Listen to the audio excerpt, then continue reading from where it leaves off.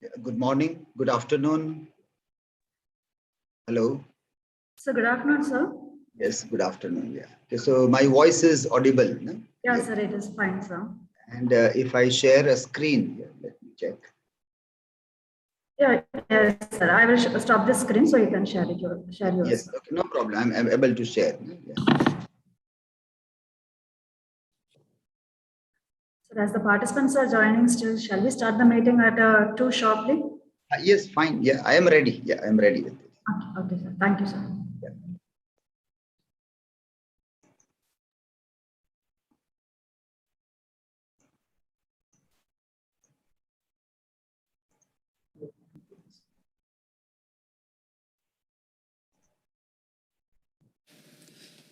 The experiment.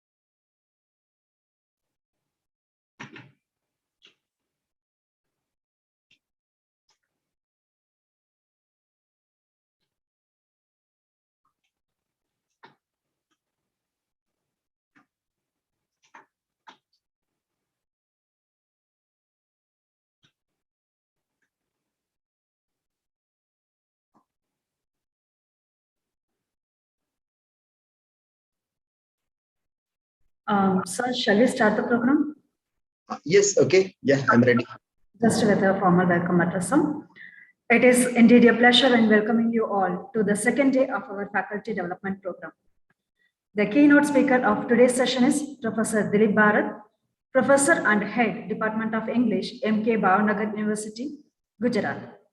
Before reading the bionote of our professor, I need to mention this here. Professor is such a humble soul to accept our invitation. In fact, I came to know about our professor through one of my Facebook friends, Dr. Xavier Pradeep Singh. And I explored Sir's website, YouTube channel, and FB feeds. I was really impressed and wanted to use his expertise in our program too. I messaged Sir and he accepted our invitation readily, which is really a fortunate to our program. Thank you, sir, for your generous acceptance to this program. With this note, I would like to read the highlights of our professor's profile. At present, he is teaching English literature and language to the postgraduate students of MK Bhavnagar University. He has 24 years of teaching experience to students belonging to various faculties like commerce, management, computers, humanities, and social sciences. Sir's area of interest are computer-aided language learning, innovative use of ICT in teaching English literary theories. He has conducted workshops on the use of web tools for teachers in national as well as international conferences. On the whole, 700 teacher participants and scholars have been benefited by Sir's workshop.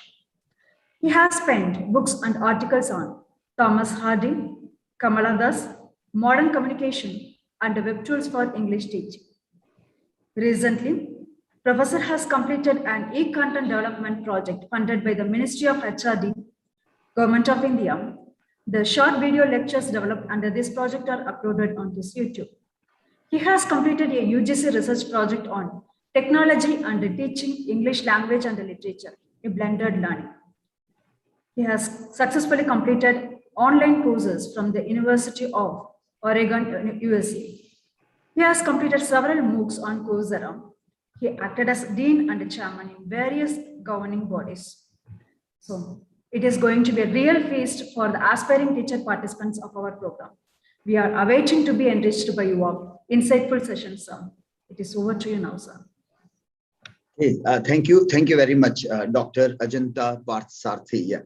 And thanks to our friend, also Mr. Xavier Pradeep Singh, for introducing us. Well, so let me start with the survey which I shared last night, and many of you have also responded in that survey.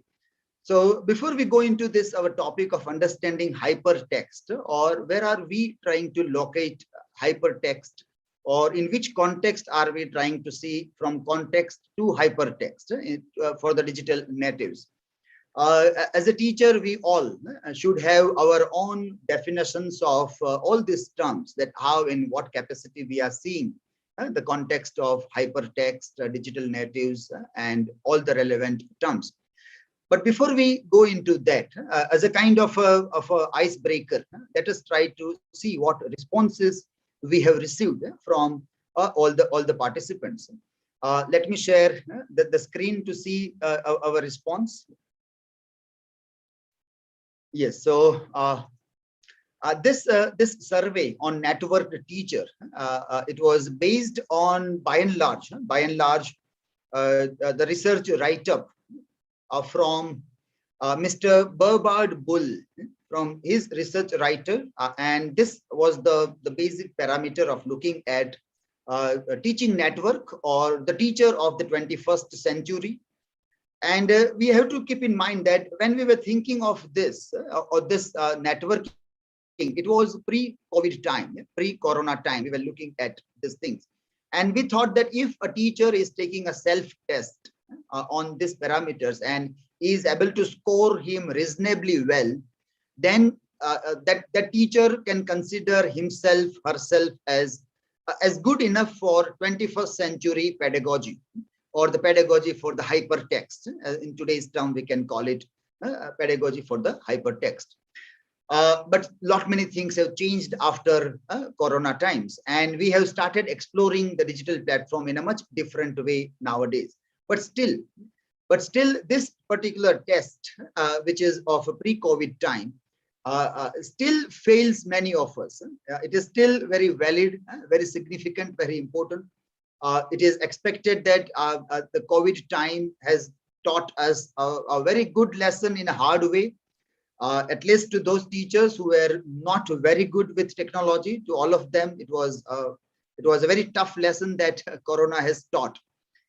But still, with all those things, we are still seeing that many of us are not able to pass this test of whether I am a network teacher or not. Well, let us see what is the status of this group of teachers, which we are here together. So where do we stand together? Let us see that.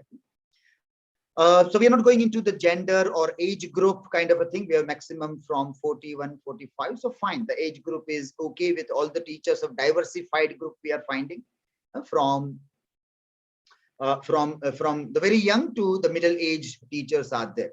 Well, gender-wise, female are almost 70%. That is quite alarming. People do see that in higher education there are lesser number of women teachers. When it comes to universities, the number decreases a lot there. But at least in this group, we have a very interesting gender dynamics.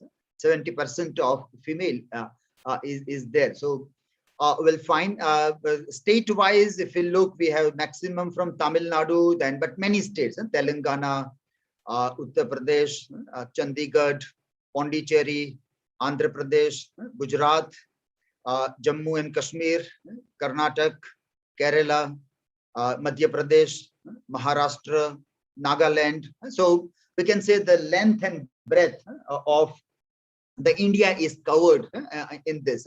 I think we are around more than 100 participants, around 100, I think 90 or so participants are there registered, and 37 of you have responded. So reasonably, this is a very good number. Online, you know that online remote connection is very tough. Communicating with our students also was very tough for all of us. In any of the programs that we organize in an online mode, we have faced that the engagement of participants, be it teachers or students, it is very low. It is hardly 10-20%. Whereas here we have around 40%, around 40% of participation we have received, and that is very satisfactory number. Normally, whenever I conduct any of these webinars or remotely conducting workshops or faculty development programs, I do share something in advance with the participants, and then we analyze that how are we dealing with the emails that we receive. And this is one of the best responses I have ever received. In last 18 months, we are doing all these things. This is a very good. So the group is, I would say, quite active in this FDP. So good number, and that is from the variety of states. People have joined this group. This charts we are not looking right now. We know that everybody is taking online courses now, so we get obviously high number for online courses. All of them, almost 100% teachers have dealt online in one or the another way. Either it can be blended, flipped, pre-recorded video sharing, just content sharing, not coming in synchronous mode, but asynchronous live teaching. But we all have now done some form of online teaching.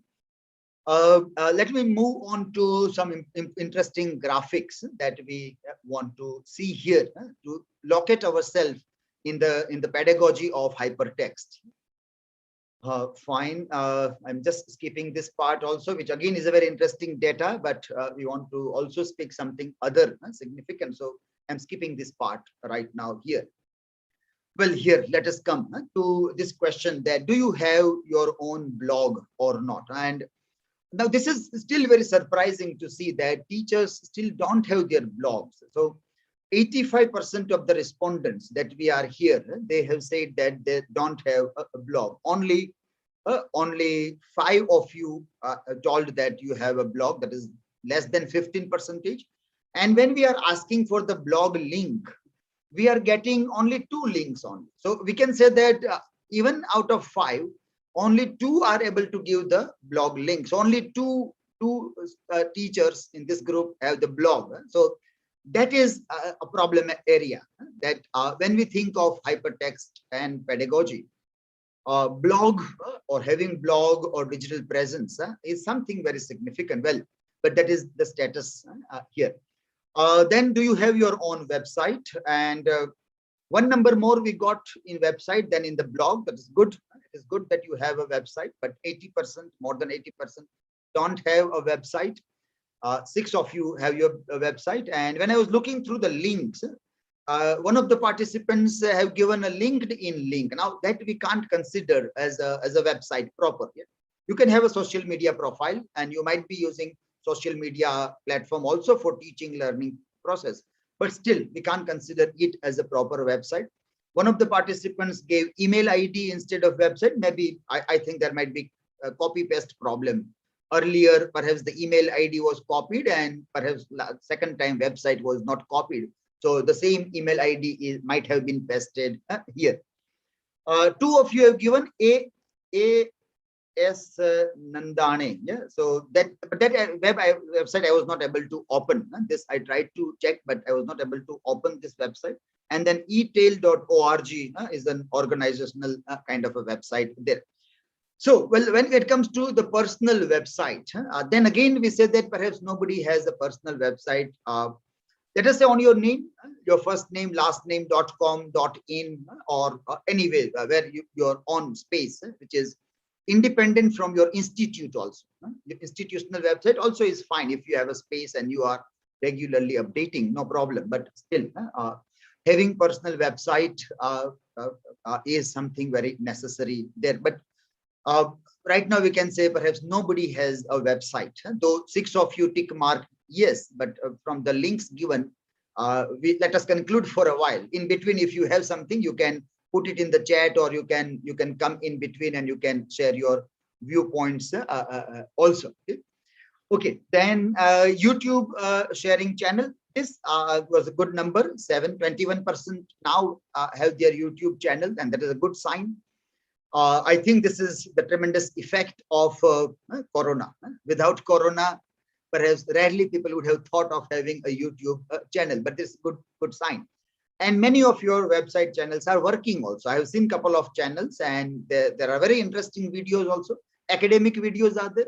Many teachers have their own non-academic videos only. So non-academic videos only they normally share. But this time we have seen that academic videos are uploaded on the website here. Okay, so that is one important aspect that is good to see. Many of you have a YouTube channel. If you are a teacher, and which digital platform you were using, so we are getting Google Classroom maximum. Yeah, even my favorite. I normally prefer Google Education Tools for everything with our students. Another thing, but it is a good 59% on Google Classroom. Then Blackboard Learn, Canvas, Moodle, Edmodo, yeah, Blackboard, Open LMS, yeah, Google Meet, yeah, fine, yeah. Microsoft Teams, very few. I think Microsoft Teams also is spreading a lot across, and Zoom, okay, fine. But Google Classroom here is used.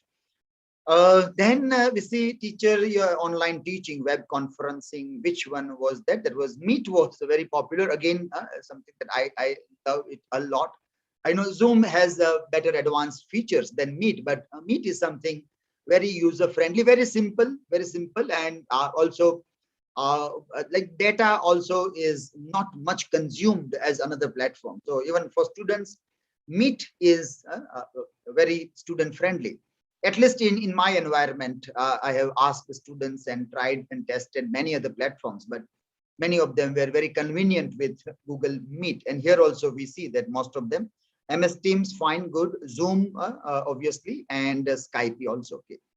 Okay, then another response was, do you share your material? Well, fine, of course, 91%. I thought it might be 100%. All the teachers might be sharing their material in one or the other way, either F2F or blended mode. Fine, and how do you do that? Google Drive 51%, WhatsApp group 68%. Okay, fine. So WhatsApp is seems to be one of the very popular communication channel or communication link, which most of the teachers used during Corona time to share the links and material also, 68. And second to the number is Google Drive. Then Google Sites also is there. Yeah, fine. Teacher, do you conduct online tests? Yes, fine. 86% are conducting online tests. Very important component for online teaching or hypertext pedagogy. And it is good to see that maximum of you are doing that. Which platform? When we asked you, you told that it is Google Quiz, very popular. Well, fine, as I also use Google Education Tools. Google Quiz is one of my favorites also. 84% tell, and then we have others, Socrative, Testmos, Kahoot, Mentimeter, Moodle, Edmodo, Quizzes, yeah, offline mode, or WhatsApp also. Okay, fine. So this is how it stands. Now, if we want to conclude something from what survey we have conducted of those who has given the response, then we can say that if I want to become a teacher into new pedagogy, the pedagogy of not the text but of a hypertext, then something that is necessarily required is having one's teacher's own space on digital platform, where personal blog or any form of learning management system or website or content sharing websites or other things should be owned by teacher himself or herself. Even if an educational institute is giving us, there is not a problem with that. But what I have experienced is that when we have an institutional sharing of material and working on these platforms, we are not able to do everything whenever we want to do it. So if I want to share something, then I have to give it in advance, and then the next day when the office is open, the office will upload that on the website, and then late afternoon, or if it is a holiday, then after 2 days, my students will be able to access that material. Otherwise, it will not be there. If this web resources, that is content sharing platforms, are in my control, then anytime, very quickly, I can edit and I can upload that. But you will see that what will be required here is that these teachers of who are working in the pedagogy of hypertext, they may require some form of digital skills also to run their blogs, to run their websites and other things also.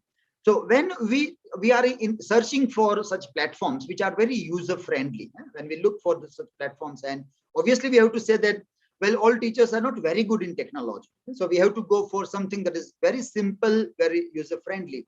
And so, and it should be free also, almost free, ad free also. So we try to find such platforms where very easily, and I found that one such platform is Google Sites, where teachers can easily make their website and explore lot many things on that site, and not much of the skills are required, or blog on Blogger can be worked out also. And YouTube channel is must for everybody, for all the teachers. Having their own YouTube channel is an ultimate necessary nowadays. So either blog or website, we can go for an option. I don't want both. Okay, fine, you can have one. But YouTube channel or any platform where you share your video, where the video sharing is possible, that is must now. Now, no teachers can tell that, well, I will not have my channel, I will not share my videos. I will. My teaching is a very copyrighted material. My teaching style is a patented teaching style. So I don't want anybody to copy my teaching style. But those are gone days now. In the new time, lots of openness is invited. So pedagogy of hypertext, the openness, and along with that, having all the presence of a teacher on this platform is quite necessary also. Okay, let me share my PPT slides and let us deal with some of the things there. Well, so a very interesting topic is taken by the college in collaboration with the Malaysian University. And in this, it is a pedagogical shift from text to hypertext, language literature to the digital natives. And you love to keep on talking about this topic time and again, because personally, I was dealing with lots of technological things in our classroom for quite a long time. Normally, my class is a PG class, postgraduate department. I'm in a university department. So we have to deal by and large with literature. And it was good to explore literature in form of hypertext. Lot many teachers in language classroom were using lots of technology. But in literature classroom, it was very rare. And most of the teachers were still dealing with text context idea only, text context. But text hypertext idea, and lot many things change along with that. That was something quite new also. So I would like to share some of my personal experiences also, and what we have learned and what we do. That also I would like to share in this session. So understanding hypertext, when we try to see this, understanding hypertext. The word itself, hypertext, is a system of storing images, text, and other computer files that allow direct links to related text, images, sound, or any form of data also. So we can say that any text which is having some kind of link, it is stored on some digital platform in form of visual object or auditory object, or just text, verbal or alphabetical text then also. But necessarily it has some link and it is stored on digital platform. That all becomes hypertext. And then it is a markup language, a standard markup language for documents designed to be displayed in a web browser. So again, through web browser, whatever you access is your hypertext. It is this linking element and accessible from any place. If you have internet and browser, nothing else is required. No PowerPoint is required. No other operating systems are required. If you just have the browser and internet, the text which is accessible, that text is the hypertext. Let us have a very broad definition of our hypertext. Then HTTP work as a request response protocol. It gives users a way to interact with web resources, transmitting hypertext messages between client and server. And here we can say that that happens through between teacher and taught. The transmitting hypertext between teacher and taught. That is what we see in this context here. Yeah. Okay. So this is our hypertext. So any text which I am sharing, which is in cloud, stored over some cloud platform, and it gives a link, and through that, when I am working, it is my hypertext. And I can very well understand that that text, which was obviously the text in this form, and this text are as such very dead text now. Today we say that these are dead books. These books seems to be non-living being as compared to hypertext. And when I want to know about some word here, and if I habitually, because if you work on a digital platform, you get habit of tapping it again and again. Yeah, you tap it, nothing happens. Nothing happens. Now, and you want to see an image larger, and you try to zoom with your finger, but nothing happens there. So that is the thing, that our minds now are slowly and steadily being conditioned to see the screen as the screen reacting to our wishes. If I want to tap and see the meaning, from here I want to explore the word more, I go there. But this text is a dead text, and this text has helped us a lot for many years now. Many years, this text has helped human beings in the journey, right from the day that we got printing press. From that, we used this. That was the Renaissance time that we got printing press, and so almost for 500, 600 years, the printed book, the text has given us a wonderful company. But the time has come for the text to give a space to hypertext now. And time has come for us also to upgrade ourselves from text to hypertext also. So necessary things which are becoming interesting here. Yes, this was a very interesting book by Silvio Gaggi. Gaggi writes in this book, the title of the book is From Text to Hypertext, Decentering the Subject in Fiction, Film, Visual Arts, and Electronic Media. Gaggi is writing about this text hypertext from the centrality of postmodernity in literature, postmodernism, deconstruction, Derrida. From that angle, he's trying to see decentering of the subject and other things also. Obviously, he has also discussed about the hypertext novels, electronic media. At the latter end in our discussion, also we are going to touch upon those topics. So he speaks about those, recognizing how the computer has enabled artists to create works of fiction in which readers themselves become decentered. Gaggi also observes the impact of literature created on computer networks, where even the limitations of CD-ROM. Now you can see that, well, CD-ROM is bygone age. The young generation don't know what is CD-ROM also. CD-ROM are lifted, and the notion of individual authorship may for all practical purposes be lost also.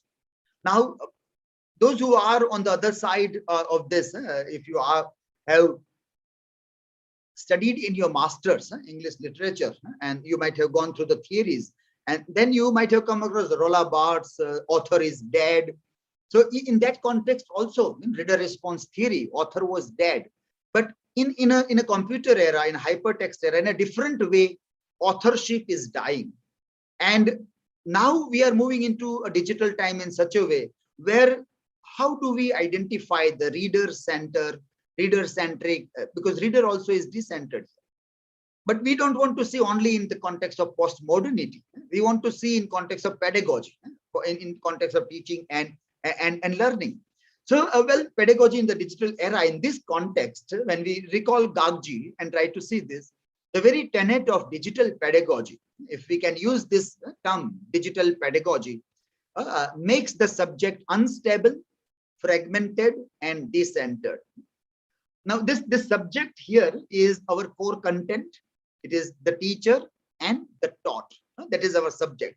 Now, all these three things, our core content, that is material, we as a teacher who are the middleman in between the material and the taught, the receiver, all they have become unstable, fragmented, and decentered. And Corona time has made us feel this very well, that how we all were struggling to have engagement with learners, how we all were struggling to have eye contact with our students.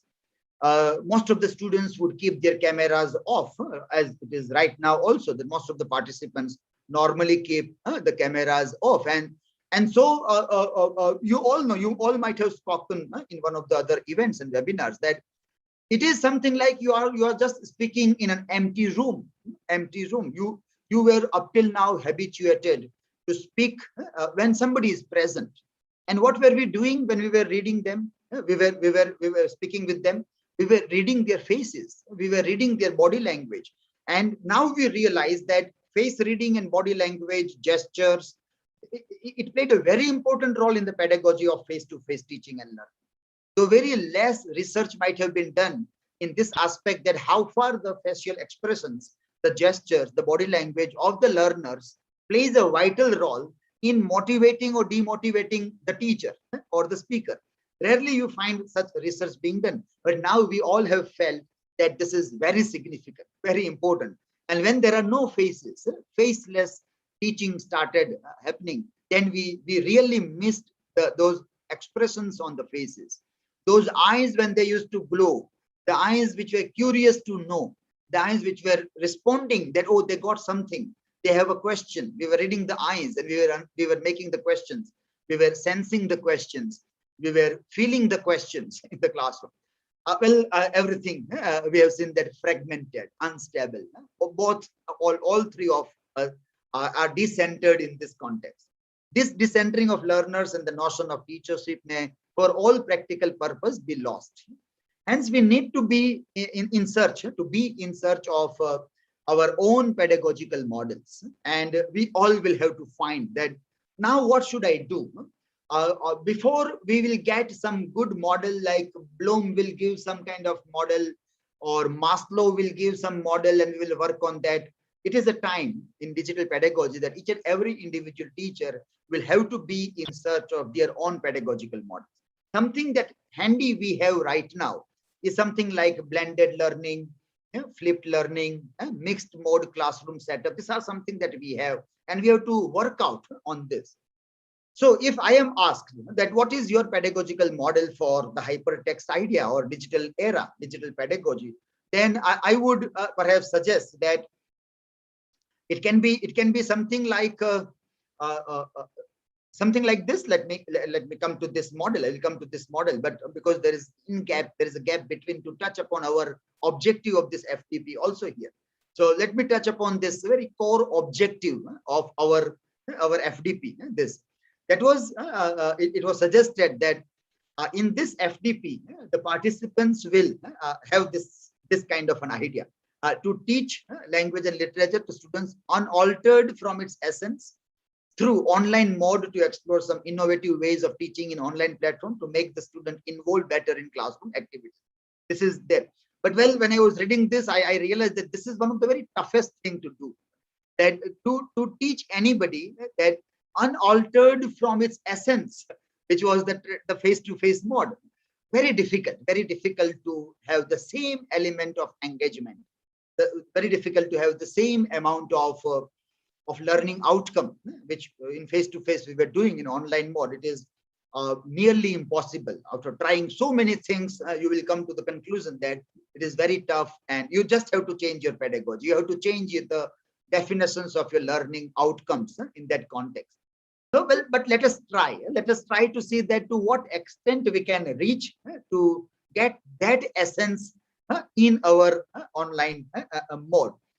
Very tough challenge indeed. Yeah.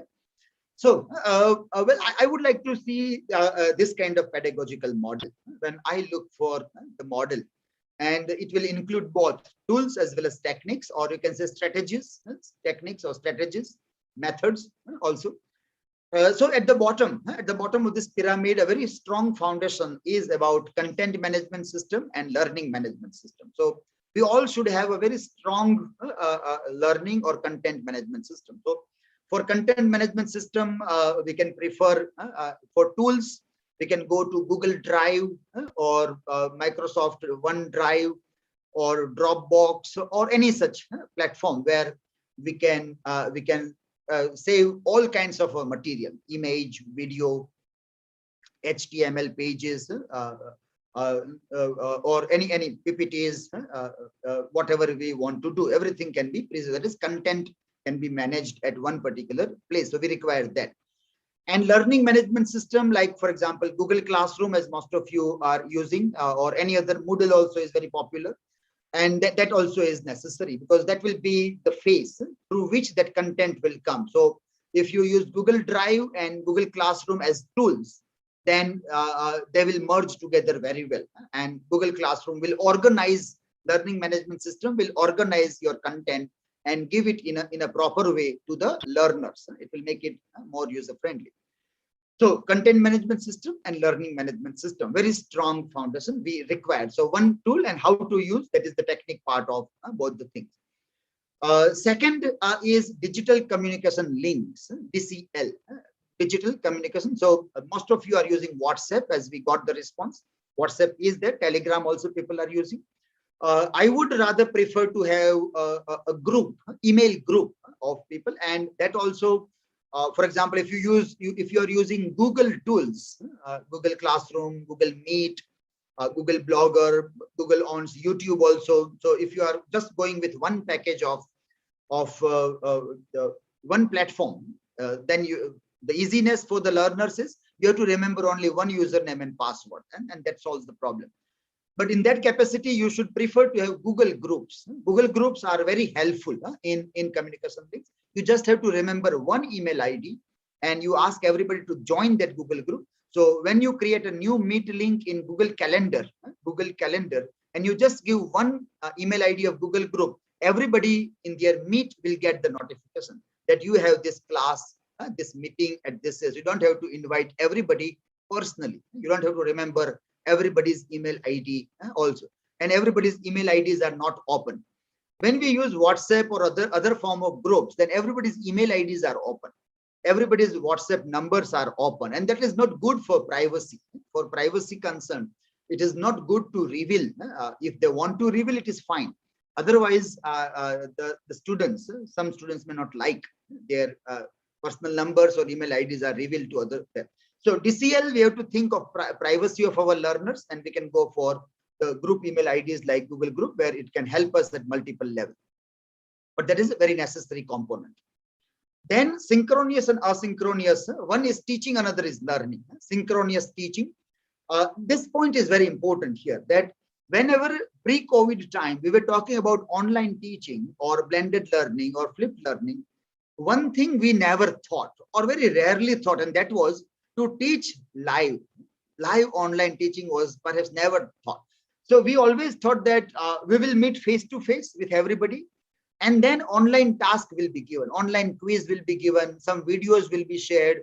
They will watch video through Drive, YouTube, Google Classroom. Links will be shared in WhatsApp or Google Group. They will watch. So some part they will do, but again we will come face to face. Now Corona time has told us that, well, you are not going to come face to face. Now rethink your pedagogy. Rethink. Now even that face to face is going to be online, and that also will be like faceless face to face. The windows will be open. The students will be behind the curtain, and you will have to now deal. So synchronous teaching was very challenging task. When we started looking for tools, obviously Zoom was zooming around, number one, very popular right now. Also, we are on that platform. And apart from that, Google Meet, Microsoft Teams, WebEx, Webinar, Jam, and lot many platforms started emerging in this. But you might have realized that even those very, very seasoned user of technology, for so many years who were using technology, even for them, identifying these platforms and work on an online platform was very challenging. And we all have to learn a lot that how these platforms are behaving and how we have to, because we have to teach how to use this platform to our students also. Now we all are so trained nowadays. We are so trained that you don't have to tell other people that mute, unmute, share, don't share, put on your camera, don't put on your camera, put your questions in chat. Now we all know, we all are aware about lot many of those things, and we are now disciplined, more disciplined now on digital platform. I remember in last month of May and June, we have done one international webinar and one national webinar, and like this group, length and breadth of India, and around 12 countries people participated. But we have seen that some people are on the bike, in the car, camera is on, and they are roaming here and there, lots of sound coming on, lots of clutter, and people are just sleeping in their bedroom, eating, talking, camera is on. So lots of misbehavior. Because we were not aware. We were not aware about the synchronous online meeting. But we have learned a lot. We all have learned a lot. Again and again, I tell, thanks to Corona, that it has taught us wonderful lessons in a very significant way. So that is synchronous. And these are the platforms, Meet, Zoom, which we have to use. And we have to teach our students also that this is how we have to behave here. Asynchronous learning is for example, for teachers, for me, when I'm looking for my pedagogical model, for me, asynchronous is my each and every class will be recorded and uploaded on my YouTube channel, and the link will be shared with my students. I may not keep all my classes open for all. It will not be open for public, but it will be open only for the limited group, that is my students. But it will be on my YouTube channel or my Drive, and through that it will be there. But I will see that each and every class is recorded. So those students who want to do revision, or the students who were absent, or because of network, the voice was breaking, they were not able to connect throughout the time. Data is a big issue when we have like 2 hours long session. Within 2 hours, 1 GB data will be just used off. So students hardly have 1 GB per day. Then they are disconnected. They can't listen also. Even if they keep camera off. So for all these concerns that we have seen, that students may be in network area, even if they are there, they have a data problem. Even they don't have a data problem, then also sometimes they can join, they cannot join. So asynchronous becomes very necessary along with synchronous teaching. And for that, a tool is YouTube. Recorded video is uploaded and it can be shared with everybody. So that part is a very important component there. Along with that, along with the video that is recorded in asynchronous learning, we have to keep a PDF, a transcript, a PPT, or something also is shared with everybody. Because if our videos are very long, it will be very difficult to watch entire video by students. If a class is even of 55 minutes, then also every time to watch 55 minutes of videos, it will be problematic also. So a support material in form of transcripts, auto-generated transcript, captions being recorded of audio. We are going to discuss that, how we can do that today.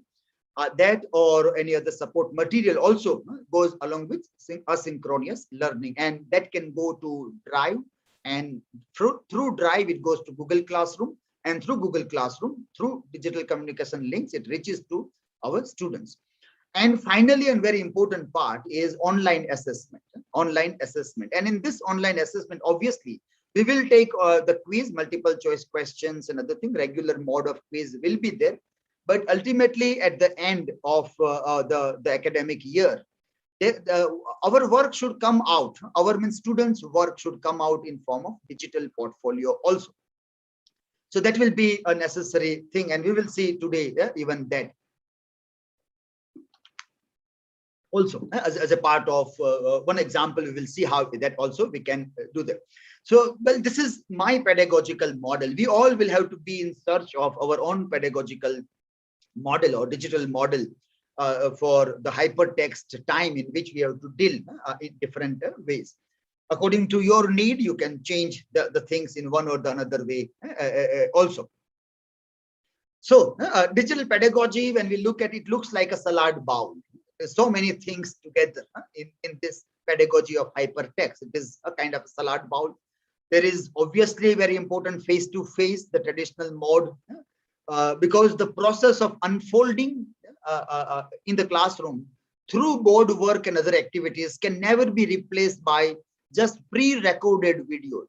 Pre-recorded videos cannot do this, that when you are having a live contact with other people, or when everything is unfolding slowly and steadily, board work plays a very important role. But I know most of us might have missed board work. We found a solution for that. That will be one of my, we will share that idea also. But that is one thing. In this salad bowl, face-to-face, and what was important in face-to-face? Process of teaching, learning. And that through with board work, another thing was important part. Second is flipped classroom. In flipped classroom, what should be our objective? It is something like why we flip a class, why we want a flipped classroom, why people are talking a lot about flipped classroom. That is perhaps we are in need of more questions from learners, and learners can ask us question only if they are engaged. If they're not engaged, there are no questions. So now how to engage, we again come down to that problem, how to engage the learners. If we don't know whether they are listening or not, then how are we going to engage our learners also? So again, but then what way we can find? Blended learning, every unit is blended with digital input or output. So blended learning, obviously we see in terms of teaching, in terms of students participation, and when a teacher is using technology, it is not enough. Students also must be using a part of a technology. So what input or output they are giving in digital form is the success of blended learning also. And finally, mixed mode teaching. Now, mixed mode teaching is F2F plus online. Nowadays, as the institutes are opening now, so we have already opened now this time after the second wave of Corona. Our institutes are open, but it is open in a way like those who want to come to institute, they should come. The others can study at home. So now for teachers, it is problematic thing. The teachers will have to plan both the things together. Well, let us see what we can do in this also. So I would like to share some of the videos here. This one is the glass board which we prepared to solve the problem of glass board writing. In online mode, we know that glass board is irreplaceable, whether you want to teach grammar or literature, mathematics or economics, statistics or any science subject. Glass board writing is very important thing. And so we tried to see that this glass board was a good solution, and it helped us a lot during this time. So our online teaching, emergency remote teaching, it was very significant. And we made this. So I'm very happy to share that this was made by us. It is very costly if you go to buy, but very simple to make it. LED strip, a glass board, you put a digital visualizer or a webcam or mobile phone on this side, and on the other side you can have, and the students can have the live learning. So this was the improvisation that we have done to solve that problem of need of face-to-face. So you are facing your learners when you are on the other side of a glass, and the students also can easily get an access to the material that is written by the teacher on this. So that was one idea that we tried. The flipped learning, we are looking for the questions, in search for the questions. So we used to flip our class even during like pre-corona times also. We used to do so. This was one of the documentation of that video, that how we are flipped learning and what we do in flipped learning task also. So majorly, like importantly, what we require is that we want many questions in our classroom. Students coming with many questions. That is what we want. So teacher will prepare a video resource and share with the students through a teacher blog or a teacher website, and students will watch the video resources.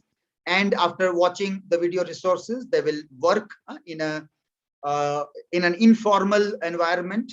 They can work in a lab environment. They can make their own groups. They can work together with somebody. They can have isolated learning, whatever way it is convenient to learners. They all will learn with the help of laptop, mobile phone, notebook, pen, and those things also. And then they all will, when teacher and student will meet each other, they will put their questions in on the notice board, sorry, in the classroom board. So while giving the task, the teacher is making this instruction, preparing an instruction that while watching the video, you will have to raise questions from those video resources.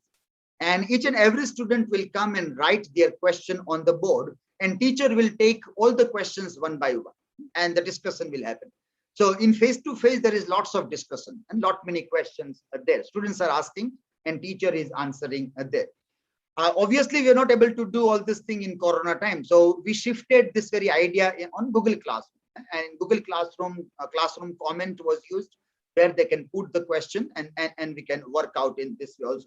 But our objective for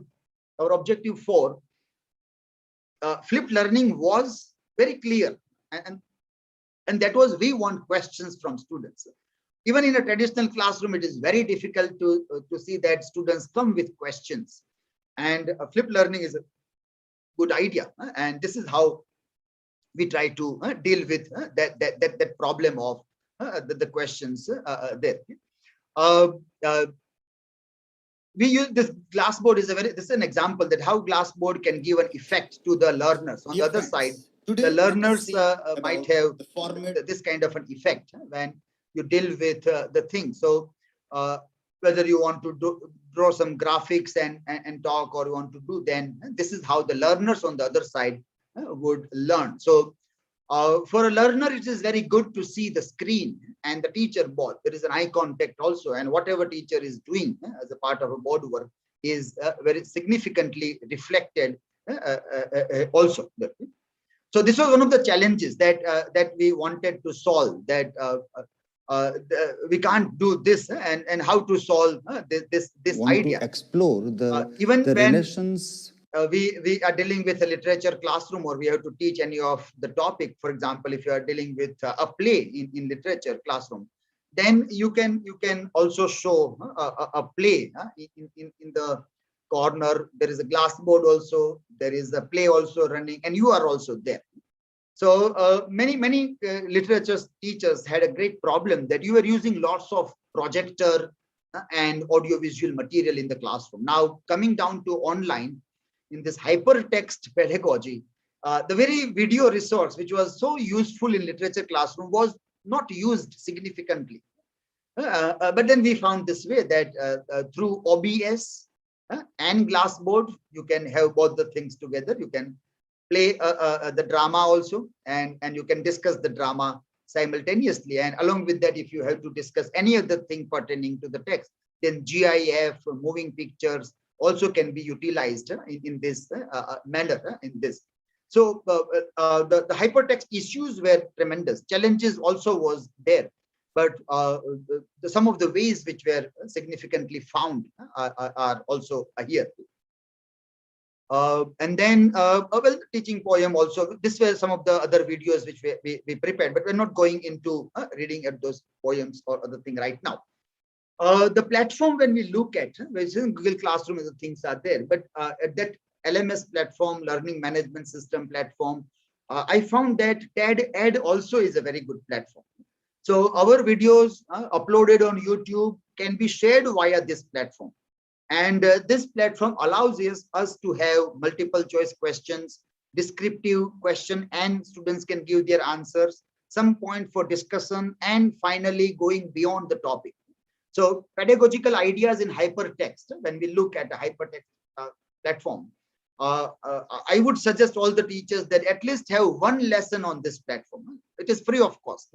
Go to ed.tad platform, pick up one good video, if it is good, then pick up any other video from YouTube and prepare a lesson plan and share with your learners exactly how the hypertext has to work in our classroom, either it is a language classroom or literature classroom.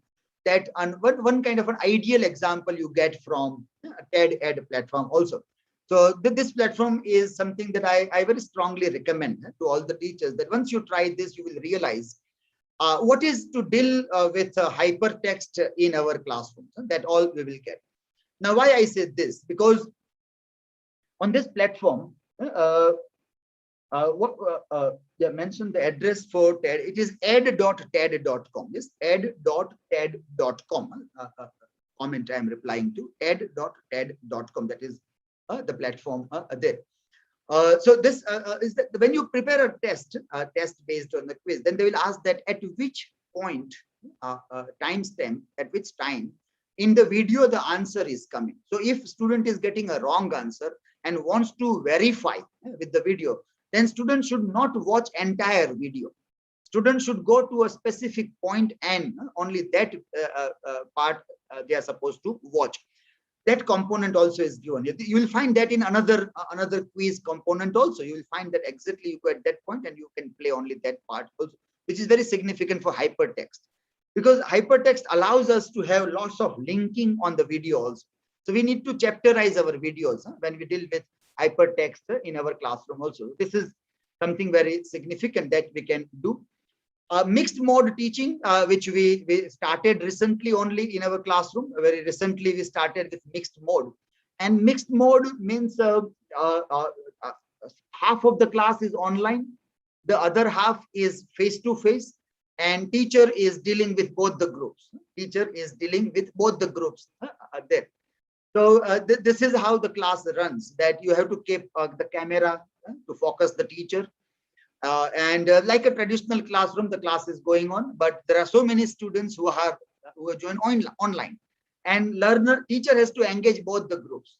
Both the groups are engaged. Now, those who are dealing with this thing, you know that audio problem, who will speak, when they will speak, how everybody will listen, everybody, a very challenging task. But there is a support now provided by many universities also, many websites are also supporting.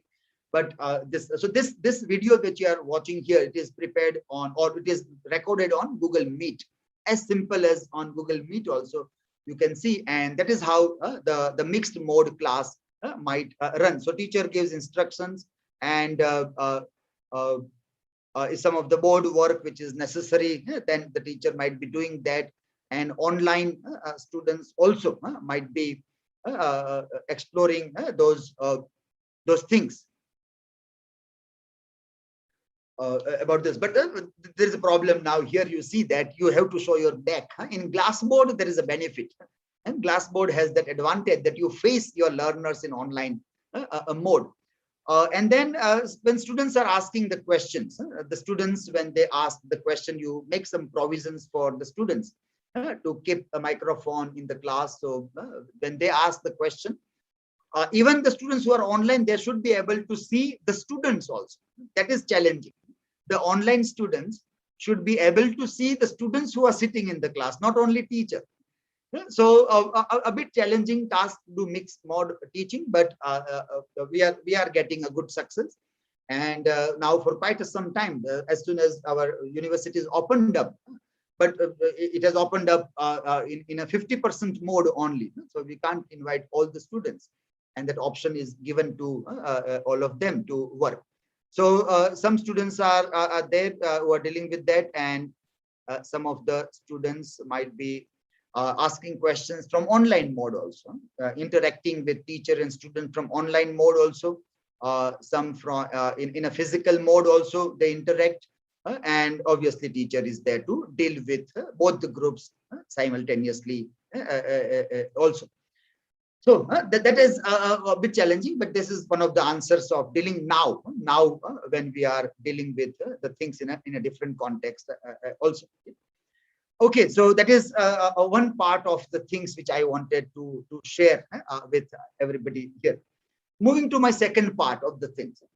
There are a few other challenges also that we face apart from this finding a pedagogical model, blended, flipped and mixed mode. Apart from that, the other things also we have to solve or we have to face as a challenge. In the case of teaching and language, this was again from the brochure of our international FDP. Very important thing was this, that when we teach language, then pronunciation, stress, modulation are considered to be key things. Yeah? Students may find it difficult to understand the right word pronounced by the teacher and the essence of linguistic unit. Well, very interesting objective and very tough, very difficult also again to find an easy answer. We also all have to try it out several things. Though now we have this podcast kind of a thing, audio exchange and other things are there. But the challenge to this was a poor network. When network is low, then the voice is breaking on the other side. When the teacher is speaking, and when you're trying to understand those things, or when the student is speaking and teacher is trying to evaluate the linguistic components of the student, then if on the student side network is low, then voice is breaking. And then you tend to speak very fast. You are not natural then. You try to see that, well, let me quickly say, I stress unnecessarily when I am worried about the network issues. One of the way to solve this problem, but it's not the final answer, but what we tried to solve this issue was that we went for captions, the captions which can be recorded and can be referred later on. So when a teacher is speaking something and student on the other side is not able to get everything from teacher, then at least they keep their captions on, and that captions, if you are able to read the captions later on, then you can at least get an idea that what was spoken. That idea can be solved. So you can't test language through this, but if students are facing a problem of getting everything from a teacher, then this caption. So if you're using laptop and Chrome browser, then you can have live caption in the browser also. When you deal with any of the platforms, if you keep this open, then the browser will support the captions. Live captions will be supported by the browser, and that can also work. So that is one option. You can go to setting, advanced live caption, it will work there. But we know that captions are there for a while, then they are lost. Then we found another way in Meet. In Meet, when we are working on Meet, and if you install Meet transcript or Tactic or Scribble, three added what we call it, this added apps, if we install in our extensions, extensions, if we install these extensions in our browser, and when we are working on Meet, then automatically in Google Drive, the entire thing that is spoken will be transcripted, and each and every class will be auto transcripted. Now that transcript can be shared with the learners, and they can read that. If they're not able to have a good data to watch even the recorded videos, then the transcripts can be easily accessed by the learners also. So we work with Meet transcript, Scribble, Tactic, and it works very interestingly. It was very useful to the learners also. So to some extent, we are able to solve the problem of network issue and transcripting, auto transcripting all the speeches of students as well as teachers also. Now, if I am doing the language analysis, or even if I am trying to evaluate the speech of the students, then also this transcript helps a lot. Whatever they are speaking is recorded, and then I can go through the transcript and I can find it. One of the parameters we can keep in our rubric, that how well the transcript is going to identify your pronunciation, will be the parameter of passing you also. So you have to speak in such a way that this machines are identifying your speech sound and is easily able to convert it into a proper transcript. It can be one of the parameters in rubric also. Well, so that was there. This also was a good, when you use Google Drive, then there is a voice typing feature given there. And if we use voice typing feature, then also this issue about the linguistic components can be sorted out in a variety of ways. So students can be asked to speak, record their voice, and send us the transcript, which can help us to see that how well they have pronounced, and it can be very good for self-learning also. Engaging learners in a collaborative platform was another challenging task, that whether it is language activities or other thing, how can we engage our learners in this way? And here I would like you also to get engaged for a while. I will share a couple of links with all of you and would request you to join me. I'm sharing the links here in the chat. I am giving one link here. This is the link of a Google Doc. Let me put the link in the chat here. And I would request you to, if you have another device, it will be good. If you work on laptop, then it will be even better to join. But I request you to join this platform and try to do this. Later on, you can watch this video also. Later on, right now, you can just log in to the link that is given, and let me make it open for all, so you all can also join the link without further problem. Yeah. Let me get the email address of all the participants. Right now, you might be getting the message that the access is denied. I am opening up the access. Access denied message might be coming on your screen. I'm just picking up the email ID and sharing with the email IDs of everybody. You will get another notification also in the email, and you can that link will be open for you if you are joining through this link. If you are joining through the email ID which you have registered with this seminar, you will be able to join. Okay? So let us wait and see how many of you are coming here on this Google Doc to see.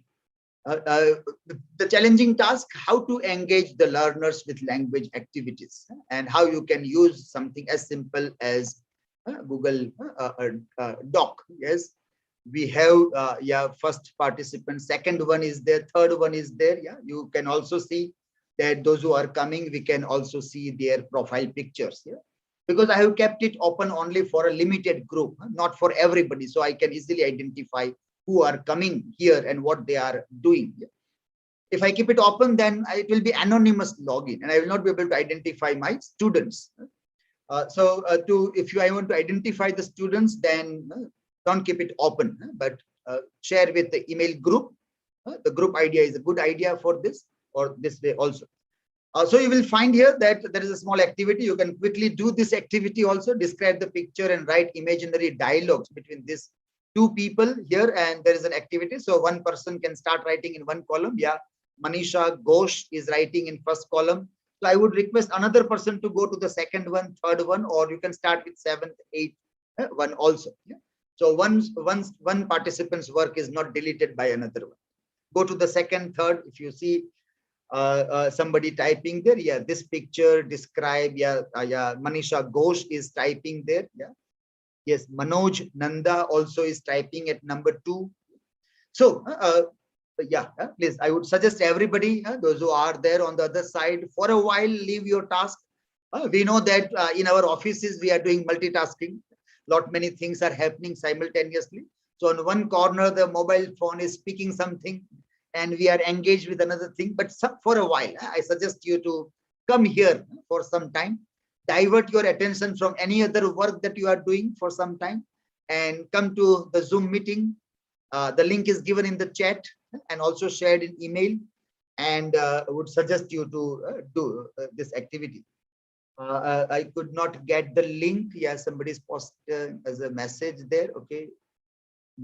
I don't receive. Okay, here I have given in the chat, the link is given. So from there, are you able to access that? Let me keep it open. Okay, let me open it for all. So through this link also you can access it. Okay? Let me make it open. I'm opening the restrictions. Anyone with the link can be editor. Okay, I'm changing the editing rights now for everybody. So permissions are updated now. Everybody who has got the link in the chat, the link is given. So from the chat, you can pick up the link and you can access this. Again, I am posting the link in the chat. Yes, now I kept it open. So even if you have not received email from the chat, visit the page and start. Yeah, good. Yeah, Sandhya Shetty is also doing one. Sundaram, yeah, is also typing. Yeah. So now see, this is what we see, that as a teacher, I am remotely located, but I can see, yes, still somebody saying no link here in the chat. I have put the link. Is it not? Okay. Yeah, I think it is going as a direct message to only one participant. Okay, I'm posting it again for everyone. Yeah, okay, fine. Thank you for reminding. Yeah, yeah, now it is for everyone. Yeah, now everyone got the link. Yeah, okay, fine. Thank you, Shalini and Mr. Don. Yeah, okay, fine. You got it. Yeah, but by mistake, it was posted to only an individual message. Yeah, okay. Okay, so yeah, big. Yeah, we are saying that anonymous. Now, anonymous kangaroo is there because I have put it open for everybody. Yeah, they have anonymous kiwi also now. Yeah, so that is a limitation. When I'm doing with the classroom, then I want who is working. Yeah? That is necessary. But when I keep open, then I get a limitation. Okay, but fine. This is a very interesting way things are going on. And then you can come to the next part also. And those who have completed the first part, you can start dealing with the second part. There is a third part of this activity also. No need to go up till the last part. No need to go to story writing. Just first, second part you can deal with. Yeah. Well, so we see that many of you are there. Around 10, 12 participants are there online, and you are, yes, responding. Yeah, Deepa, Anand, yeah, Mr. Vijay, Priya is there doing the work. Sandhya Shetty has written almost 4 lines. Very interesting dialogue. Yeah. Husband, hello, will you please help me? Yeah, my pleasure, dear. And very interesting dialogue. Yeah. Then yeah, okay. So now see what happens here is that if I am in a traditional classroom, I have to walk in the rows and I can still watch a few students on. Whereas here I can watch the entire class, that what the entire class is doing, that I can observe. And if they are making some mistake, I can quickly give an instruction to them also. So that is this is, yeah, a good one. Yeah, very interesting way. Everything is emerging, and the entire worksheet is getting filled also. Yeah. So here we have Mr. Yeah, Manisha. Miss Manisha is typing. Yeah, in the second activity also. Yeah, very interesting. Yeah.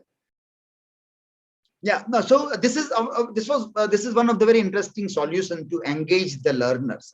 While we are having synchronous learning, this can be synchronous also, and it can continue in asynchronous also. Later on also, students even after the class can complete the worksheet, and then next day again we can discuss the same worksheet in synchronous and asynchronous class.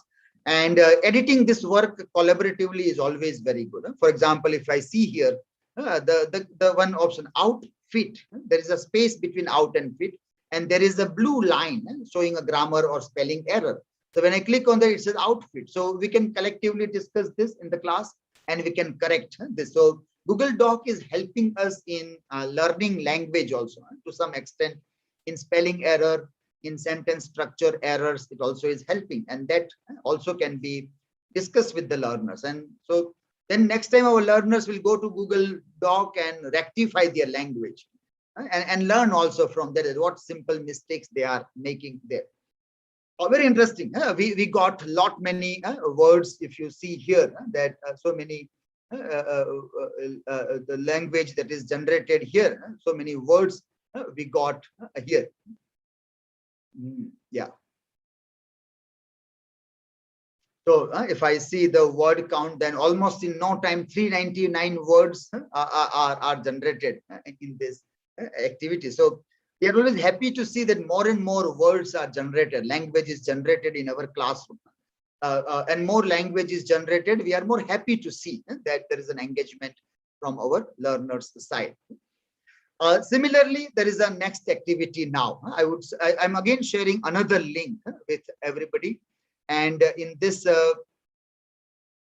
second activity, the second activity, let me share a link, and then I will add, I will make it public itself. So very quickly, if you all can access it. Okay, let me make it public, and then I will go there to see. Okay, I'm sharing the another link with all of you.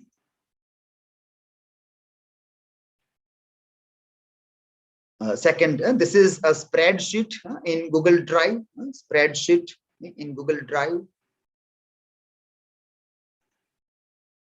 And I am sharing the link even in our chat also. Just within a minute, I am sharing a link. Okay. Let me make it open for everybody as an editor. Yeah.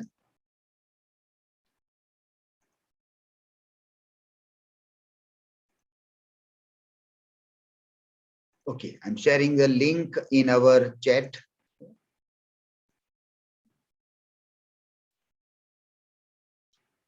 Okay, again, it is going to an individual message. Okay, everyone in the things, and there is a spreadsheet link that I am sharing with all. Okay, I hope you might have got, yeah, okay, with everyone. The link I have said, yes, I have started getting people here. Yeah, Manisha Ghosh is there, the first to enter in this, and two anonymous. And again, we have Deepa Anand here. Yeah. Priya also is there. Yeah. Okay. Yes, so fine. So that's a active passive voice, and in spreadsheet we have prepared a colored document. So we can give some very interesting visual appeal to our worksheets also. Visual, colorful appeal to our worksheets can also be given rather than making it only dull. So this, and it's a simple activity, not very difficult. Some examples are given in one formula 1 to convert active into passive and passive into active, and then the participants are asked to work on that. So you can just read and start typing in some of the columns, some of the things, whatever you want to do, whatever you feel like doing, you can do this in this activity also.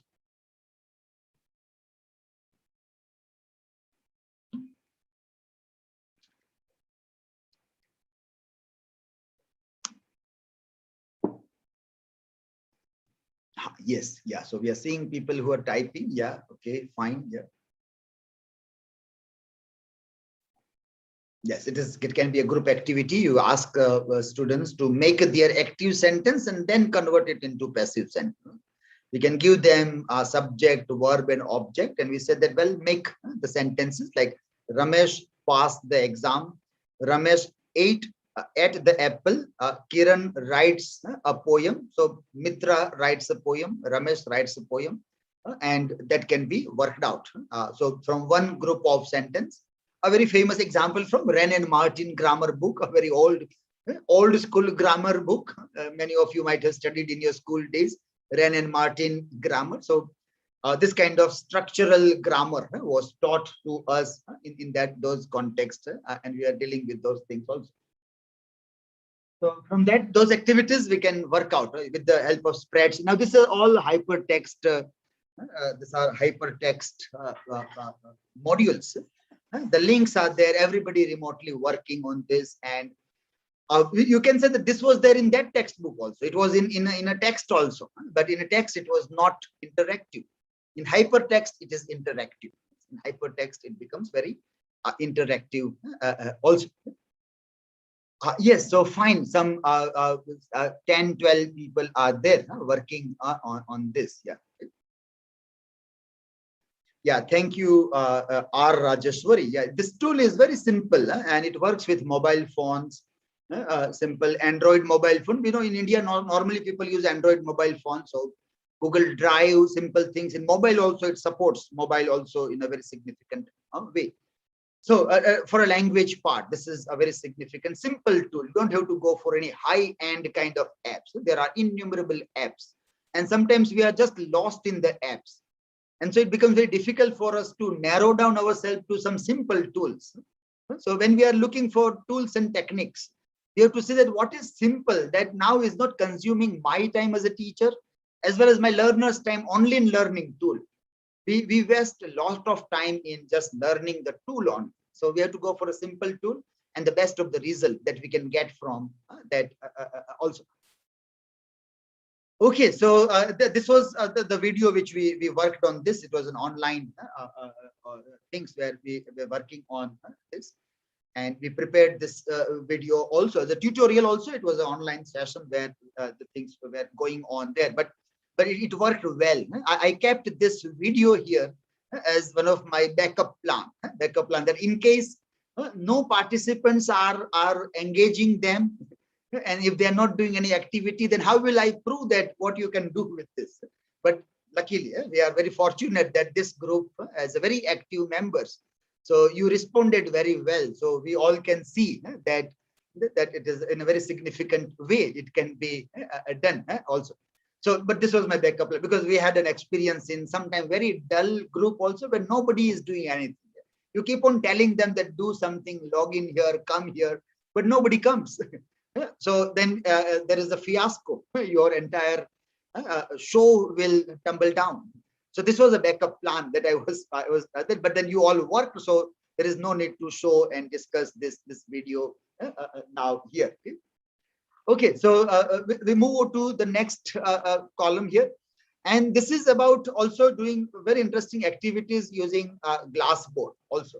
So when we use the Glassboard for the things, class, and we can do lot many activities, like if you want to use this stick people, and if you are teaching walking, running, girl, boy, who cares attitude, dancing, speaking, thinking, then stick people can be used, and a little bit of skill in drawing some simple things can help us make our teaching through Glassboard also quite interesting also. As there is one question in the chat that can I throw some more light on the concept of Glassboard? How does it work? Well, it's a very simple thing. There is a simple glass. There's a simple glass, the glass which we use in our window pens or on tabletop glass or any simple glass, it is there. And there is the LED, white LED light surrounding the glass border, white LED light. Now it is through this white LED light that the light goes inside. There is so the entire Glassboard is full with light. That is LED light is going inside from all the four sides. So you have to have that strip of LED, white color LED, not colorful one around it, and the light is filled. And then you have to use, for example, let me come down to this part. Yeah, these are some ideas which I'm taking that what we can do and how we can engage our learners in different capacities with this. So we can play some of the board games also. There are lots of interesting board games. This is Hanged Man's game which we can play this. And the pen is something like this. The pen that we use is the Glassboard pen, Glassboard marker. This is one company which is also giving a very significant pen. This is Expo Neon pen. So this pen, the ink is little bit shining also. We can also use simple marker pen. Simple highlighter also can be used, but simple highlighters may not give a better result as this pen are giving. So Glassboard writing pen, if you search it on Amazon, you will get this. Expo is one of the companies. Many companies are there which are providing such kind of things also there. So only that, nothing else. You give power on, LED gets on, and you start dealing the thing. Technical problem. One technical problem will be there that this on the other side there is a reverse image. There is a mirror image. So where you are writing, you are seeing it clearly. The other side, that is camera, is watching the reverse image. You know, when you write on a Glassboard, the other side is a mirror image. So what happens here is that you have to use one tool, that you have to flip the camera. When you use this, there is a feature given in a camera, there is a flip it. So the camera will flip. Here you will see as if I am a left-handed Actually, I am a right-handed, but here it will show left-handed. But you have to flip the camera there. Now, when you are doing pre-recording and then working on any software, then you can do flip. OBS also will do flip, or any other video editing software will do the flip. But when you are live, then it will be challenging. Live class or live session to conduct in this way will be very tough task. So what one can do is that use Droid Cam. Droid Cam is an app which can be installed in mobile phone and in laptop also. And Droid Cam will allow you to flip your screen. So you keep your mobile phone as a webcam, use the Droid inside it, flip it, and the live thing will be going in a clear way also. So this also was very engaging to play several board games, which we normally used to play in our classroom environment, but we're not able to play in online platform also. Yeah, spelling, which spelling you are asking for? Yeah, yeah, okay. The Droid Cam. Yeah, I'm just putting in the chat. Yeah, okay. Droid Cam. Yeah, Droid Cam, and the paid version of the Droid Cam is Droid Cam X.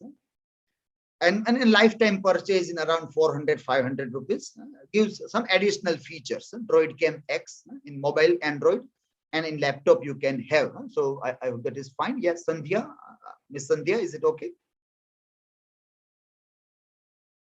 Yeah, no interface, no output, nothing. It is live. So in Glassboard, there is no app, no technology is required. In Glassboard, no other technology, nothing.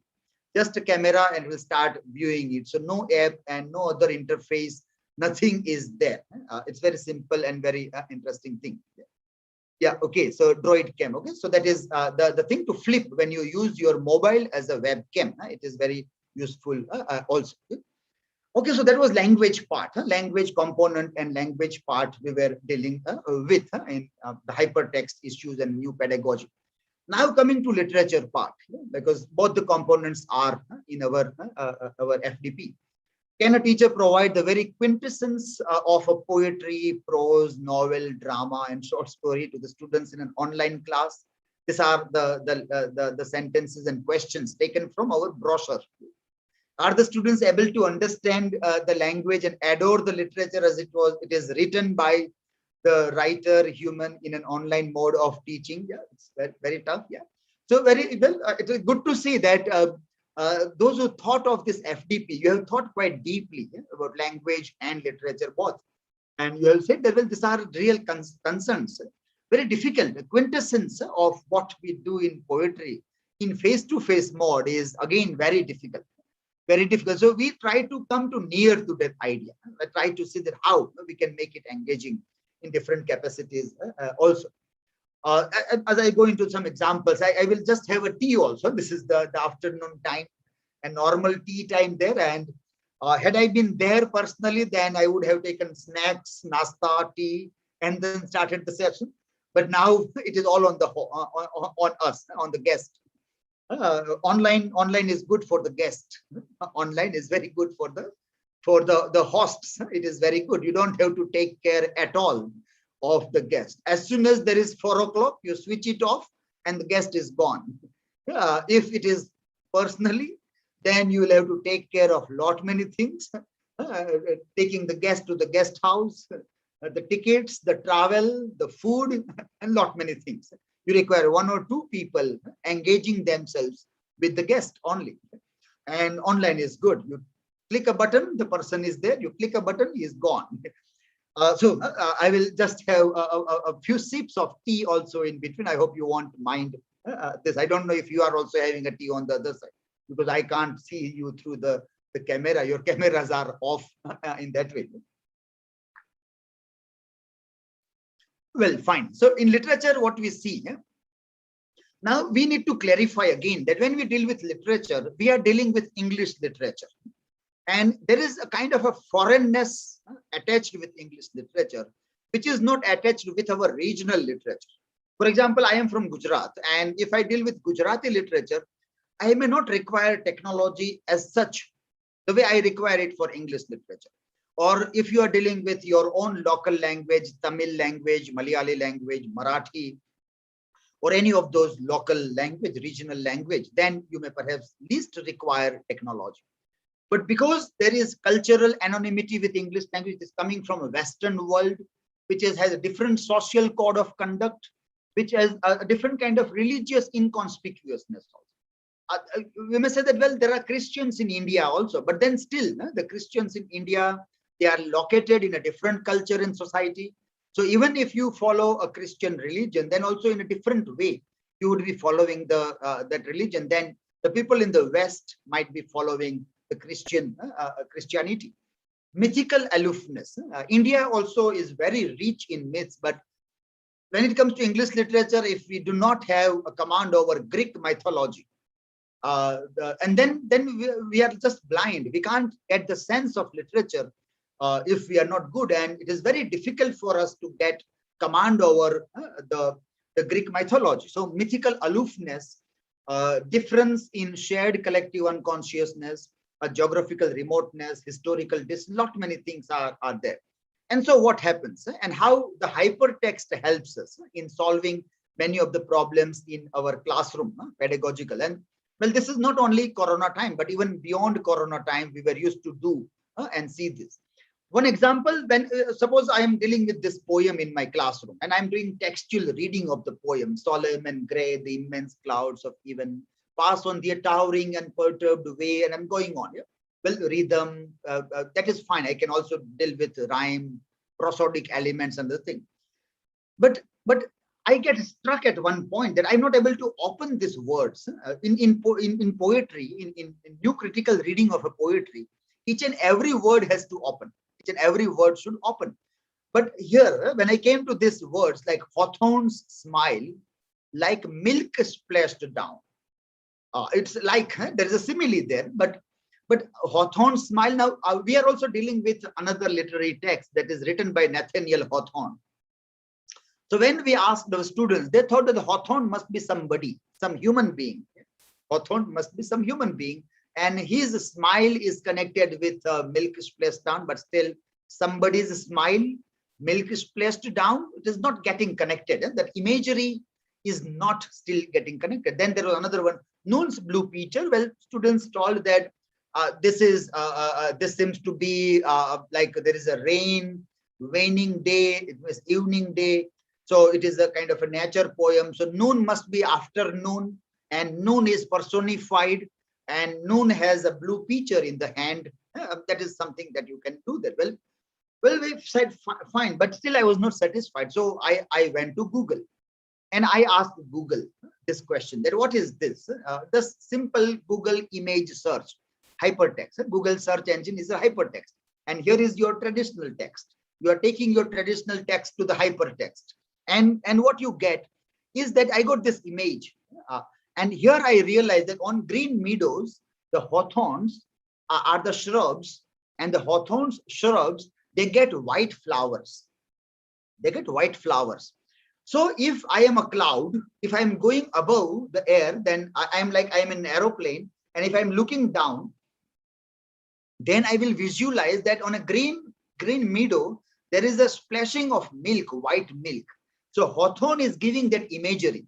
But unless I know this, that if I am up above in the sky, like a cloud, and I'm looking down, there's a green meadow, hawthorns are shrubs, and the shrubs have a white flowers. How can I open this point? So how, when reading the literary text, how the Google search engine, which is linked in an HTTP way, HTML way with lot many other resources, is helping me to open up my text. Hypertext is a key which opens up my text here. But this was not solving the problem. There was still a greater problem. And the other problem was that what is this Noon's blue picture? And when I searched for that, I found that, well, Suzanne Noon is a painter. Noon is the last name. Hawthorne is not the last name, but Noon is the last name. And she has painted a blue picture. And in that blue picture painting, the flowers are splashing out. Flowers are splashing out. So now almost impossible to reach to this, that this poet is referring to somebody's painting. Now, how can we reach if we do not have an access to hypertext or Google search or the reverse search into the internet? That how can, and this image, now this image also is an art. If this image is not available in hypertext mode, how will I be able to open that traditional text that is with me? So how we are connecting and how we time in again, we'll have to go to Google image search or any other image search and try to verify that what I'm reading is proper or not. And I need to change my pedagogy. I mean, I don't have to read only the text now. Even if I'm doing a traditional text reading in my face-to-face class, I have to keep a laptop open. And I have to keep on asking laptop. I have to tell my students that, well, keep necessarily Google or some search engines open and keep on verifying and looking that what we are doing here. Are we reading it properly or not? So this was very challenging and very tough thing there. Another lesson that we can plan with the help of this hypertext is this, and that is where artsandculture.google.com can be of great help to us. artsandculture.google.com. So if I am dealing with one of the poems, and in that poem there is a reference to the myth of Icarus and Daedalus. Icarus and Daedalus myth. There is a reference, and I can give a task, a web quest task can be given to the learners, and we can say that, well, these are your keywords: fall of Icarus. Go to this website, artsandculture.com, and you search fall of Icarus, and what you will learn. Our learning outcome is that you should understand the myth, then how mythical technique is used in the poem, how you connect that myth with the meaning of the poem. And along with that, if you are teaching deconstruction, Derrida, post-structuralism, then the theoretical concept of decentering the center, deconstructive reading also needs to be clear. So you have such a kind of a varied learning outcome. You are expecting this outcome there. Well, let us go to this website and see. So this is, for example, the website. This is the website artsandculture.google.com, and this button, the search button, is something very important for hypertext. As I told you that in traditional text we don't have a search button. If I want to search something, I have to just go through all the pages. There is only index and there are page numbers to search the thing, nothing else. But in hypertext, the search is very important. So the keyword is fall of Icarus. This is what my students are also going to do. They will search fall of Icarus, and they will get this 3 prominent image. Another thing, now it will be interesting to see whether they are going to the right place or not. If they click this image here, if they click watch Icarus falling, now see how this text is working. Yeah? I just have to scroll down. There is a down button here, and I just scroll down, and this page is very, very interactive page. artsandculture.google.com they have prepared. So when I am just scrolling my mouse, this is the wireless mouse I have here, and I'm just scrolling the mouse, and the image is going up. I'm just scrolling, and I see that the full picture, and then there is a button to go down. It is again zooming in, auto zooming in. I'm doing nothing. I'm just clicking next, and the next is telling me to the zoom to one character, and then there is a text. They made their wings from bird feathers they found on the ground. They stuck the feathers together. So there is a story going on, the understanding of myth there. And then enjoying his flight, Icarus flew close to the sun. So this is how the image is moving. Two men on the river's edge watch the scene. The man on the horse is telling the seated fisherman, look at Icarus falling. And then, so the other 2 people there, and that is how this entire image also is explained. And the understanding of the myth is done there. If you go into another search, then if you go to this search result also works in a very, very interesting way. Here there is a sideway button. So when you click next, on keyboard, or you go there, you get this image. This is another painting of the same fall of Icarus. This is known as landscape with the fall of Icarus. And here again, I'm going next. I'm doing nothing, just clicking next. Now see how I am zoomed into a part of a painting which in a way was invisible. I tried this many times with our classroom students that, do you see this image in any connection with fall of Icarus? They said, no, it seems to be a landscape. It seems to be a farmer working there, some sheep there, there is a shepherd there. It has nothing to do with Icarus and Daedalus. It is nothing there. I said that look in the corner, look in the margin, look in the margin. Don't look at the center, but decenter your way of looking and look in the margin. And when you look here, you find somebody has already fallen. And then suddenly, this clip also is giving some video lessons also along with that. So it is hyperlinking lot many things together. But a very interesting and ideal lesson that arts and culture.google.com, they have prepared this, and you realize this. So what we learn here is that this is one of the best example of understanding decentering the center, reading the margins, and not only look at the center, but look at the periphery, because here our answer is on the periphery. Our answer is on the periphery, and this explains the very Derridian concept of decentering the center also in a very interesting way. So that was the aspect of looking or referring to some ready-made hypertexts to support our textual teaching in the classroom also. So these are some of the images of that also. Moving to the final part of my presentation, last part of my presentation, wherein we want to see that in literature classroom, we are now moving from creative literature to generative literature. So generative literature can be defined as the production of a literary text done by algorithms, artificial intelligence, and machines. So we were thinking for quite a long time that well, everything machines will be able to do, but machines can't write poetry. Machines will not be able to write poetry. That was what we used to say. Literature cannot be created by robots. But well, we have reached to a time where, well, computers are writing poems now, and they are writing poems so significantly that it will be very difficult for us to identify whether this poem is written by a human or by a machine, by a robot. I will share one link, and we'll take a test also. If you doubt whether this can happen or not, then we will take a test whether the poems can we identify a poem written by a machine very easily or not, or it is somewhere challenging for us. I'm sharing one Google Form link in the chat, and very quick, there will be 4 or 5 questions. You just have to click whether that poem, according to you, is written by a human, or is it written by a robot or a machine. Yeah, the link, I have shared a link, and when you will open the link, you will see this. You will get to this poem written by a human or a computer. That is what you have to identify in this. Yeah. So very quickly come to this and just give your email ID. So you will get an automatic reply. If you want to check everything, then some links also you will get. Hypertext you will get. So give correct email ID. So auto-generated email you will receive, and where you will read something more, which we are not able to discuss right now, but later on you can read. Also small poems are there.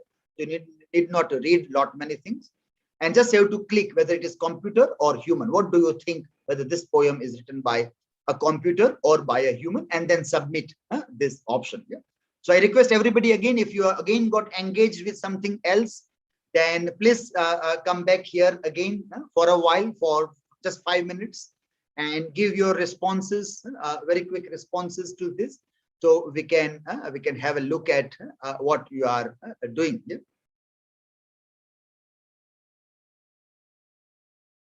Yes, so we're just waiting for your responses, very quick responses. Yeah. Yeah, email ID you have given here. No, there is no need to give email ID here. Give email ID in the form. Yeah, give email ID in the form, so you get a correct answer to what you are submitting there. So give a correct email ID in the Google form and start submitting. 2 of you have already submitted. Yeah, 3 of you now.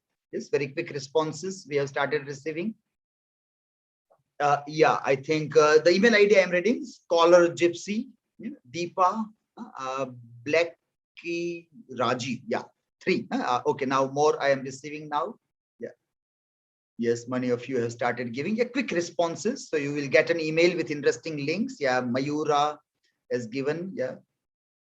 Neetu also we have received. Yeah. Yeah. Okay, fine. Yeah. Many of you, Kamal also, Esther also, we are receiving your responses there. Okay. Thank you all. We wait for just 1 or 2 minutes for a very quick responses, and just you have to identify whether these poems are written or not. Okay, one wrong, the rest correct. Yeah, fine, that is good. Dr. Manoj Nanda failed only at one attempt. All other things got it correct. Yeah. Yes, yeah, okay, and then we'll see the responses also, and then we'll quickly have a look at the responses also. So our point we are seeing is that we are moving towards now a generative literature. That point we are trying to see, and we see that how things are getting confusing about the poems or literature written by human beings and by the algorithm, artificial intelligence, how they are creating the literature also now. Yes, many responses we are receiving. Yeah. Yes, very quick responses we have now for many from the many participants. Yeah, a good way. Things are going on very fast here. Okay, as you are responding, let me wait for a few more minutes here. Yes, very interesting responses we are getting. We'll see the result. Result is very interesting. The overall result of our responses is very interesting to study here. Yes. Okay. So to save our time, you can go on giving your responses. I'll start discussing also. Let me share the screen again and yeah. Okay. Well, so we have many response. Also, a few responses are from the another group also here. So both the responses we have merged together in this. And we see now, see the first poem. The first poem, 54% said human, which the poem is written by computer. Now, see, that is that point that as a human, we think that this poem must be written by a human being. But no, it is not written by human being. It is written by computer. So 45% said computer, but 54% said that this poem seems to be written by the human being. Then this poem, okay, fine. Most of you got it right. Only 24% said computer. The other, most of them say 75 said. So no problem. Okay, fine. We are able to identify the human poetry there. In this, it is very confusing. It is almost 50-50 percentage. Yeah? Third poem, almost 50-50 percentage. So it is very confusing. So this shows that the things are not that easy to identify whether the human, because we know that dataism, the modernist poets, the postmodernist experiments with poems, and in all those things, the poems are written in such a complex structure that is very difficult for us to read and comprehend. It seems like this is a hodgepodge kind of a thing, which only robots can do, no human beings can do such a thing. Yeah. So, but this is that poem. Then again, here also almost 50-50 percentage. Yes. So you see that some of the poems written by humans and those things are quite confusing, very, very confusing. And that we see.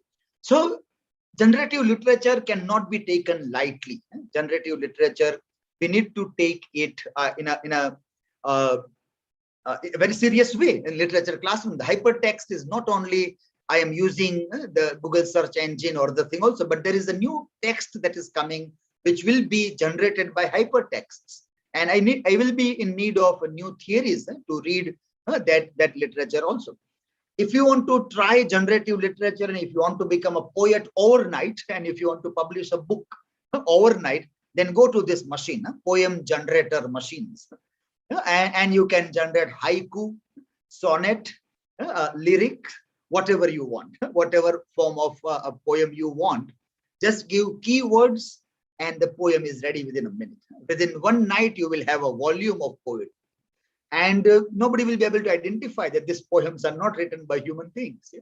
Nobody will question, because poems are supposed to be complex. Poems are supposed to be, the more the complex poem, the better it is considered. Yeah? So, but then people can try, and you can give this to your students also to try a variety of things. Right now, we can use it as a game. Let us play a game with the algorithms in literature. Later on, when it becomes very serious, we can take people for research also. There are very interesting research being done with the help of this all things. One is by Matthew Jokers in macro analysis. Then Aidan and Michelle, big data lens on a human culture also, and they have come up with very interesting reading also. Another interesting thing that is emerging in this hypertext field is about corpus linguistics. And I'm not talking about corpus linguistic for language study. I'm trying to connect this corpus linguistic with literature studies. So there is a very interesting project being taken by this university, University of Birmingham, which is known as CLICK. The project is known as CLICK, wherein the full form is Corpus Linguistics in Context. So in a given context, they try to read this text. And right now they have a project on Charles Dickens. All the works of Charles Dickens are uploaded and freely available for everybody. If you want to play and see, you want to search this or that, they have given a kind of a corpus of this. And a very interesting literary study through the corpus linguistics is given. This platform is open for everybody. So you can just bookmark this site and you can visit this thing, that how the hypertext idea is changing the dynamics of our research and reading of literature also now. A final part. The final part is the assessment part in our pyramid. The final part was the part of the assessment that we were looking for. And in this assessment part, we see that again, I would like to share one link with all of you, and which you can watch while we discuss the things. Yeah, let me copy the link and come back to the page, and I will share it. This link in the chat, which you can watch there. Okay. Yeah. Okay. So I've put now. This link is about the digital portfolios. Digital portfolio is something very significant. Now, when we are dealing with hypertext in our pedagogy, we do lots of technological classroom, and so our students are also generating lots of digital material. They are writing blog, they are giving assignment in typed form to us, either in Google Drive or Google Classroom. They are preparing their video resources also. So lots of digital content is created by our students as a part of classroom activities. Now, all these things, all this work should not be wasted. We have to plan our pedagogy in such a way that all that work that is generated, produced, created by our students should go into their digital portfolios. So it is said by Holly Clark way back in 2015 that students should be able to curate, archive, and expand on the work they are producing in class. Today's education must help students authentically learn important digital citizenship lessons. Education must help students to internalize the core subject as well as vital digital literacy skills such as creating their own digital web presence and learning to effectively and purposefully share their learning with the world. And this we can do with the help of digital portfolios. Digital portfolio can be of great help to us when we deal with them. So if I have to just share a few of the platform, some of you might be exploring the website and seeing that. But for around we can say 10 years, we are working on this project Blended Learning, and you can click on the batch year and you will find what work students do. So if you click on this batch year, and then you can come down to see the name of the students. And if you click randomly on any student's name, the student's digital portfolio will open. And this digital portfolio is the record of whatever work they have produced during their master's study in 2 years. So whatever work they have done, their academic journey, their academic achievements, everything they have put in this form here. How literature shaped me, they would be writing in their own way, and their Google Classroom performances in various charts, or web quest activities that they have done of the text that they study in as a part of their literature. Apart from this, their presentations and other thing. Let me just get to their work, and we can see.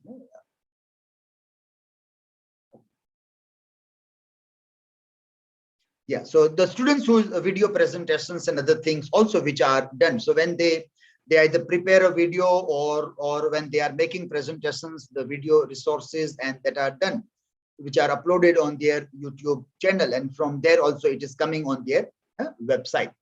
So all the content which is produced and whatever the presentations that they have made in various form, everything is important. It should not be wasted away, and it should become a part of their digital portfolio, and they must be reflected in form of audio visual material on the things also. So the students will also have their own YouTube channel. The students, all the students have their own Google site we are using for a digital portfolio thing, and they have their blogs where they have submitted their assignments also. So you can click on any of the year badge, and you can randomly open the name of the students, and you can go to the digital portfolios of these students also. So this is the final, that ultimately all our work should become very significant, very important, and the students' work should not be wasted away. It should become a part of their digital portfolio. In assessment, when we think of assessment, online assessment, the best of the form of assessment is digital portfolio. If students are able to curate, archive their own work, it means that they are good enough. They know what is their work. They value their work. And there is no need to take their exit exams now. The exit exams which are taken by universities, so that what percentage they have. But if they have done all this work, that itself is the parameter that they have worked. But this all possibilities, we get these possibilities in the mode of digital spaces, where all these things are free of cost. Students don't have to waste a single penny in doing all this work, and just the time and skills, you can work wonders there. So digital era has brought in new possibilities in the pedagogy. Moving from text to hypertext assures an unbelievable positive change in teaching learning process. Let us explore more pedagogical possibilities for the digital natives and happily sail from text to the hypertext. Yeah. So thank you everybody for your patience listening, and also being very active member in participating in some of the interactive activities also. And I'm thankful to the organizers, the college as well as the University of Malaysia, for inviting me and giving me this opportunity to share some of the ideas with all of you. Thank you, everybody.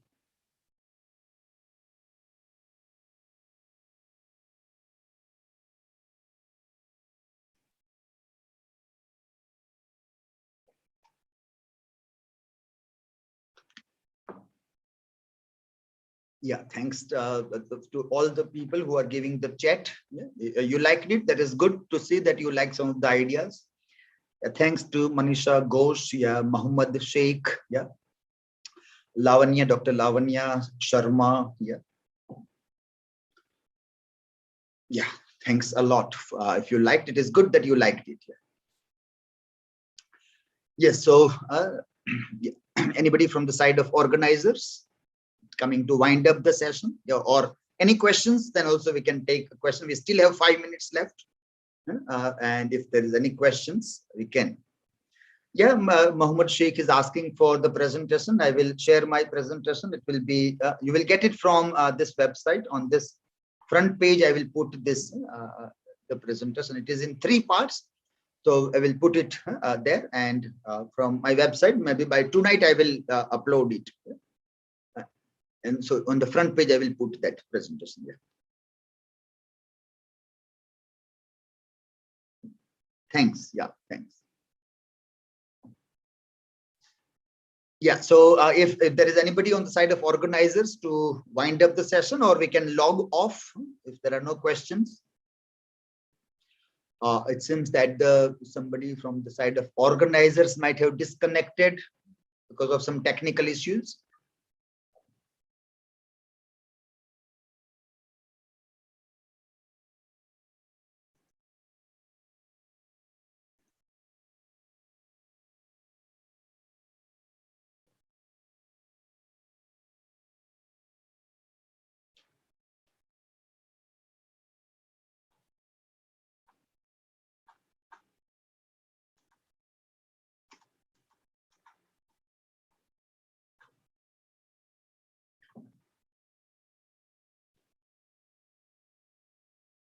Yeah, Sandhya Shetty is asking, how do you come to know so many Google Education forum? Okay, by exploring Google Education, if you keep on exploring, there are many tools there, and then you try several tools. So many tools you try, and then you find that, well, this is convenient for our students and for us also. First, we have to see that which tools are convenient to our students. And I have seen by doing several surveys that most of our students are using Android phones, Android device they are. So even if I will use Macintosh or MacBook or Apple phone, it will perhaps not be that useful to me because I have to deal with the users of Android phone. And Google, we know, is very friendly with Android phones. So we narrowed down, we zeroed down to all Google tools, and they are free of cost. They are ad free, no ad, it is almost free. And we have a Google Suite also, educational suite also our university has. So we have a free access to Meet recording, to Google Classroom, and many things. We have free access. So that way we started exploring one platform which is very friendly to both students as well as teachers, and then we have narrowed down. We have seen many teachers have many tools in their bucket, so many tools. But sometimes we find that many tools, and what are we going to? If you have one good tool to take a quiz, then why don't you continue with that? Why you want 10 quiz tools only when you have to take only quiz? So that way we narrowed down. And then we wanted to see that whatever work students are doing, we want to convert it into Google site, digital portfolio. So they should be producing the material at a place where it is supported by Google sites. So that way we explored Google Education tools. Yes, YouTube idea for students. Yes, Dr. Lavanya is telling would be, yeah, it is a good idea. Yes, students. Yeah, nowadays we are giving them the task. Our last Teachers' Day also was in that way, like our students prepared a video for 10 minutes lesson, and they uploaded on their YouTube, and we premiered it on 5th September. So Teachers' Day was celebrated in a virtual mode, where students were not there physically present, but in an online mode, they prepared the video. So they all have their YouTube channel. So that's why I was surprised that still many of the teachers don't have YouTube channel. Whereas now all the students are having YouTube channels. So they have the blog, they have their website also now. So for us, for teachers, it is necessary to be into this new mode of teaching and learning. Yeah, fine. Yeah, fine. Thank you, everybody. Yes. Yeah. Any questions still if you want to ask? Yeah, I'm just going through the chat. Yeah, I think Dr. Poonam Nigam says there probably some technical issue on the side of the organizers, and so maybe they are not able to get to us. My contact details, I've given my website. From there, you will get all the things. Yeah, my first name, last name, .com, dilipbharat.com, and from this website, you will get all my contact details, and most of the works I try to connect with this website. Yeah, Dr. Imtiaz also is there. Thank you for your comment. Yeah, Dr. G. Priya also, thanks for your comment. Okay, so going through the chat, in case there are any questions, then yeah.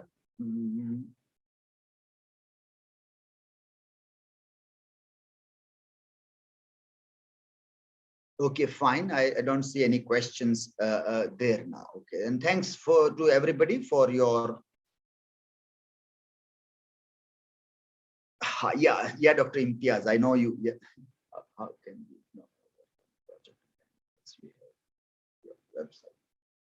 Yes, Project Blender. How? Yeah, Shalini Mode is asking, how can we work on project blending as you have?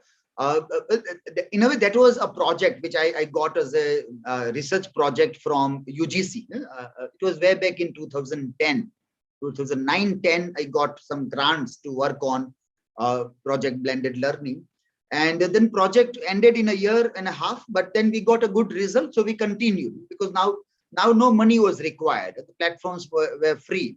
Students were having their devices. So initially we used to have laptops and other things. You have to give those things. Yeah. So we required funds. So we went to UGC. UGC gave the funds, and we set up a lab and other things. So now it is continuing. So now that is no funds are there, but we get a good result. So we continue that project, blended learning as such, and all our students are also participating in that. Yeah, somebody speaking. You want to say anything? Yeah.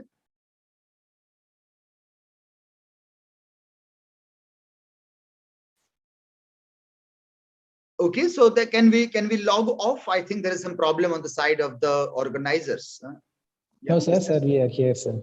Actually, okay, we are listening to the Haresh questions. Nirmal, yeah, okay. Yes, sir. Yes, sir. Thank you. Thank you for your informative session, sir. Actually, we were listening to the answers that you have been producing for the questions. So that's why we do not want to disturb you, sir, actually. Okay, thanks a lot. Thank you. Thank you so much for your presentation, sir.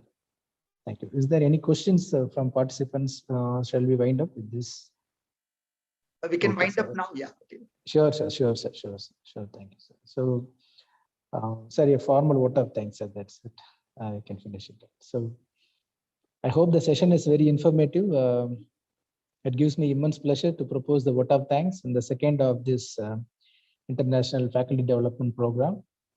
As already pointed out by Dr. B. Ajanta, we were very much honored to have Dr. Dilip Bharat, sir, head and professor of English of Maharaja Krishna Kumar Singhji, Bhavnagar University, Gujarat. Professor has given various examples and a way of teaching methods that can be followed by the teachers on this pandemic situation. Not only the methods proposed by professors can also be used for lifetime teaching practice in future digital world too. So it was a wonderful session, sir, with a practical outcome in all the methods of teaching, which also makes students lively and attentive in the classroom. I once again thank you for your concern over this faculty development program, sir, and sharing your valuable knowledge with the teaching fraternity. I thank you once again on behalf of the college management.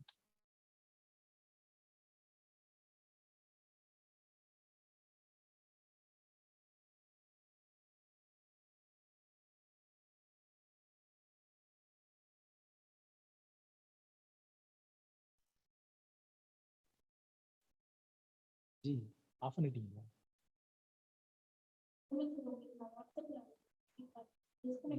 Switch mode on. இல்ல இருக்கேன்.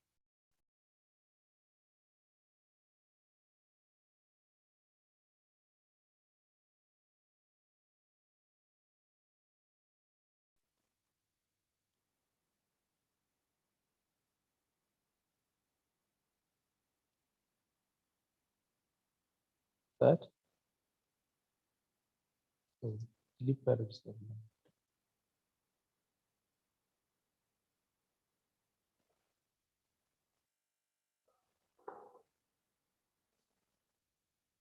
So participants, we have posted the feedback link form in the chat box.